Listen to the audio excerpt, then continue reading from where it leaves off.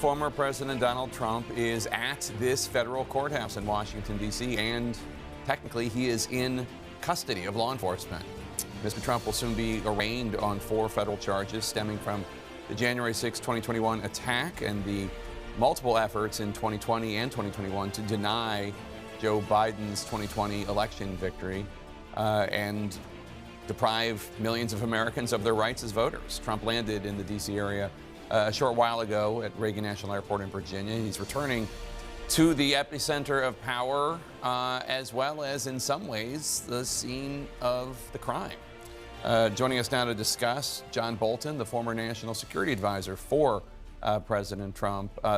Ambassador Bolton, thanks for joining us. So, Mr. Trump is about to be arraigned for his efforts to overturn the 2020 election. Do you think that his behavior was criminal?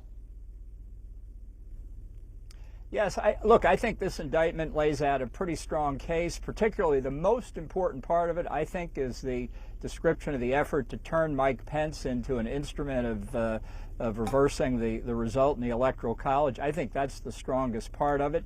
I think it was right to bring the document case. I think it's important to have both of these cases brought to trial before the election, as far in advance of the election as possible. But I want to underline what we're doing. I think it's the right thing to do, but it is a modified form of Russian roulette. If Trump is convicted in one or both of the federal cases, I think that will turn things upside down. I think he could be denied the Republican nomination. He'd certainly lose the election. But if he is acquitted, or a hung jury results, which I think would be understood by most people as being the equivalent of acquittal, I think he would get the Republican nomination, and he could quite possibly win the election on the back of that. But just to be clear, you're not arguing that, therefore, this shouldn't be happening. You're just saying we just need to, as Americans, be aware of potential political fallout. No, I think, as I said, it is essential to have brought these cases, and it's just as essential, in fact, more essential, to have them tried before the election, to defeat the delay strategy that Trump's putting out. The public interest here is in having, in each case, 12 jurors give us a decision so the people have adequate information on which to judge Trump. But the risk is real, and I hear the exuberance. I've heard it the last 24 hours, and everybody, look, the impeachment efforts against Trump failed twice to convict him. And what was the consequence of the failure? Emboldening and empowering Trump.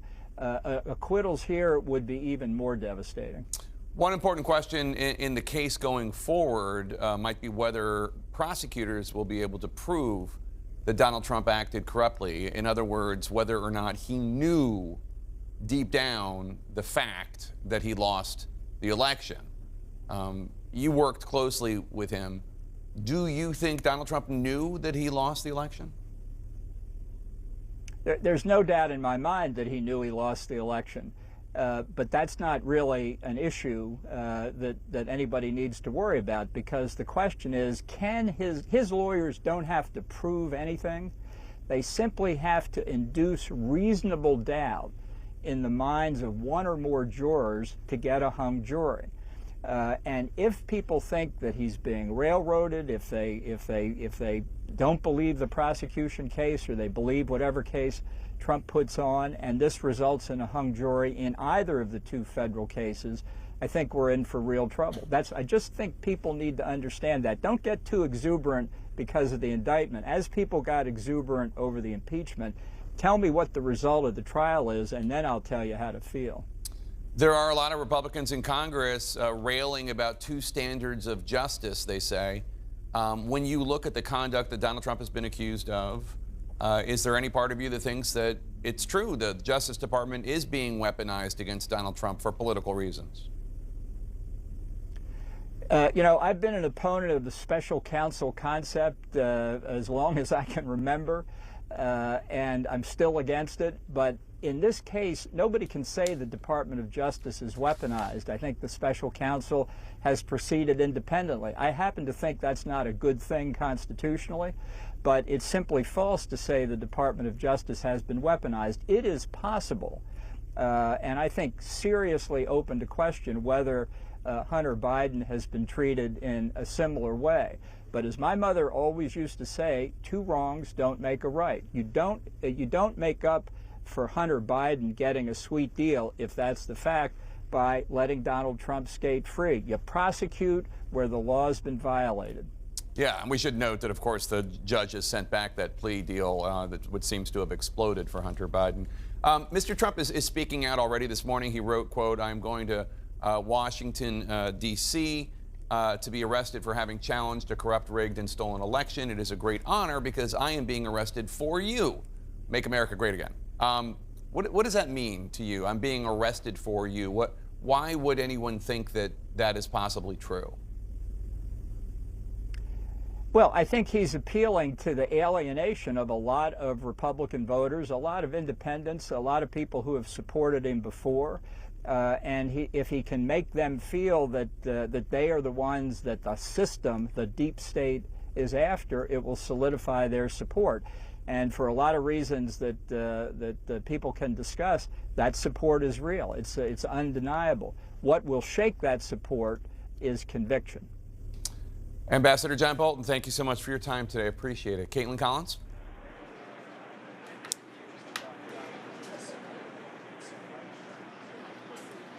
Hi, Jake. Yeah, sorry, we're out here outside the courthouse. Obviously, Donald Trump has arrived here. We did not actually see him because his motorcade went into the garage. We do know he's got a slew of political advisors with him, but most importantly, he has his attorneys with him. And what's notable about that is one of those attorneys, John Lauro, is just someone who was only recently added, but he is going to be the one who is leading the January 6th case and the defense here. We've seen him already doing so publicly. Now is the first time that he's in a courtroom to do this. Here with me now is CNN's Paula Reed and the former federal prosecutor, David Aaron, who worked at the Justice Department, was a federal prosecutor until not that long ago. You looked through this indictment, and we heard from Bill Barr last night. You just heard from John Bolton, his assessment of the indictment. What do you think of it? I think it's largely what I expected. It tells a full story. It tells that story in a way that lawyers and regular people will understand.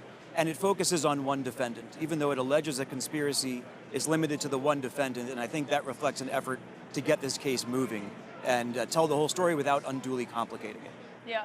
And as you're looking at this indictment, looking at this case, and now he is, when they are in there talking about this and what this looks like, the defenses of what they are clearly going to use that are shaping up. Do you think what they are saying publicly, what John Lauro and others are saying, is what they're going to be actually using when they're in a courtroom? Well, I think it remains to be seen. I think they might be test driving a few of these arguments. Not all of them seem legally meritorious, although they might be publicly appealing. This might end up a defense of just a probable cause, a beyond a reasonable doubt defense, arguing that the prosecutors just didn't carry their burden without offering any particular specific defense. Which is a high bar, Paula. I mean, as we've been talking about. It is an incredibly high bar, and I think you make a great point about test driving some of these defenses in the court of public opinion.